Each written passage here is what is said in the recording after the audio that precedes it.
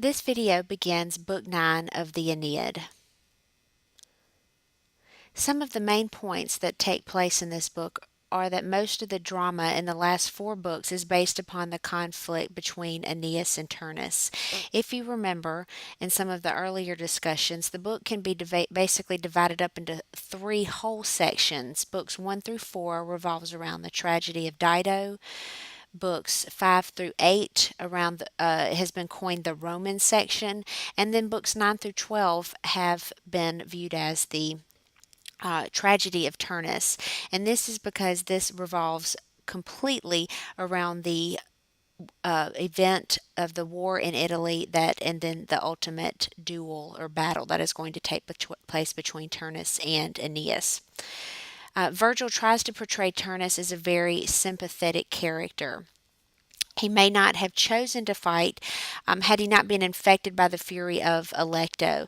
And this can be a larger theme comparison if you want to view people who have been forced to do things that are out of their hands, such as Helen was under the spell or the influence of Aphrodite or Venus, and then Dido was infected or under the influence of Venus as well, starting back when Ascanius or Cupid disguised as Ascanius came to see her. And then we're going to have the same thing here happen between Turnus and also Queen Amata. Lavinia's mother is infected by the Fury Electo. The fighting that is taking place is to protect his homeland from foreign invaders. So basically, Turnus is a noble character because even though he is fighting, it's not out of evil intentions. It's to keep what is his, and in his mind is he is fighting to regain his chosen bride. The prophecies have declared that he is not going to win the war, and he compares himself to Achilles. He's trying to fight for what is his and fighting to keep his bride, like Paris stealing Helen. However, in the turnout of all of it, he is lacking self restraint. His actions have been compared to those of animals. Virgil uses a lot of animal similes. And while his bloodlust does appeal to Mars, it is his bad decision that cost him from actually winning the war.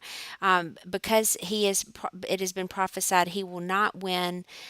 He's comparing himself to the Greeks. Lavinia is not a stolen wife, and he is not necessarily like Achilles. He is more of his role is to be the Hector. He is the one that is chosen to die in the story. The events that revolve around Nisus and Euryalus, their decision to kill the sleeping Italians shows the same type of lack of self-restraint as in Turnus. They should have gone directly to Aeneas, but their getting caught up in the moment is what ultimately gets them killed. Their friendship, however, is the epitome of the Roman virtues. They both live by this code of honor, and that is what sets them aside.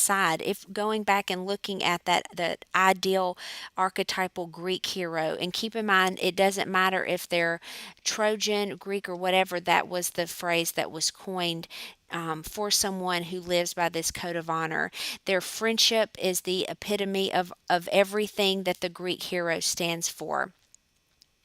The burning of the ships, Juno sends Turnus to burn the ships, and they were conveniently made of sacred wood. And that is where that deus ex machina comes into place. And that is a Latin phrase to mean literally God from the machines. When all else is lost, there seems no hope.